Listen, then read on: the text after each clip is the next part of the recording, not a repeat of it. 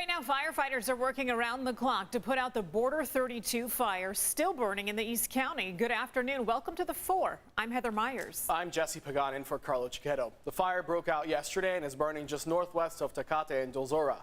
So far, it's burned more than 4,400 acres, burned several structures, 3 homes, and has left at least 3 people hurt. The fire is only 5% contained, with road closures and evacuation orders still in place. CBS 8 Shannon Handy has more on what firefighters are up against. Shannon, I heard you saying that it was hot just to grab that microphone as you were getting ready for this show. I can't imagine what the firefighters are dealing with. Yeah, Heather and Jesse, we are out here at the command post, and this is where many of those 300 firefighters who are on this fire will spend the night. Now, I've been out here since about 11 this morning, and when we arrived, the temperature gauge on our car said 104. Just standing out here literally feels like you're standing in a sauna. So just imagine being a firefighter with all that gear, dealing with these conditions, which includes steep terrain. And put some buckets of foam. We captured a couple of firefighters packing up fire hoses, which they then delivered to crews on the front lines. Now, this is what the fire looked like yesterday.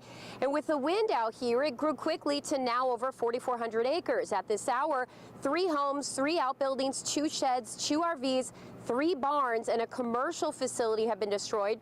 2 men were told suffered serious burns and had to be airlifted out. 1 firefighter was also injured, but is said to be fine and back working. Now, as for any heat-related injuries, I spoke with a CAL FIRE spokesperson not long ago who said so far there haven't been any reports, which is pretty miraculous considering how hot it is. He says they're making sure firefighters are resting and getting lots of water. They also have crews here from outside the area, which helps relieve other crews. As I mentioned, there are 300 firefighters out here, and I can tell you from driving around, the work they've put in is remarkable. Despite the damage, we saw so many homes still standing, even though you can see just how close the fire got. I spoke with a woman who used to work as a volunteer firefighter.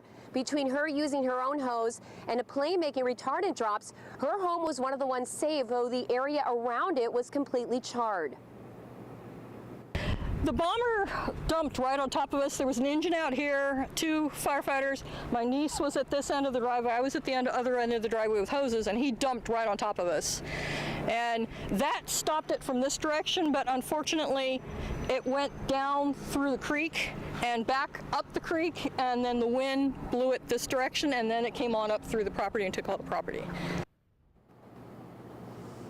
As for what will happen tonight, firefighters will continue monitoring this fire, especially those hot spots. Now, they tell me that today the fire was not as active as that video you saw of those big bright flames everywhere. That is not the case today, but again, they are taking no chances, so they expect to be out here not just tonight, but for the next several days.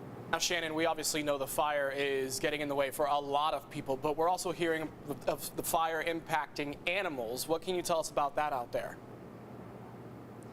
Yeah, Jesse, there are a lot of animals in this area, not just dogs and cats, but a lot of farm animals. And we actually saw the Humane Society. They were out here with several of their trucks and vans and RVs going to properties, just checking in, making sure there were no animals. In fact, we caught up with them at this one property where there was a llama and several dogs. So they were in the process of making sure those animals were okay, and if they needed to, transport them to safety where they will be fed and monitored. So lots of people out here, not just fighting the fire, but helping those who lost their homes, and of course helping those animals that were left stranded. Yeah, hard to watch people lose so much, but this is when San Diego really shows how our community can come together. Shannon, thanks.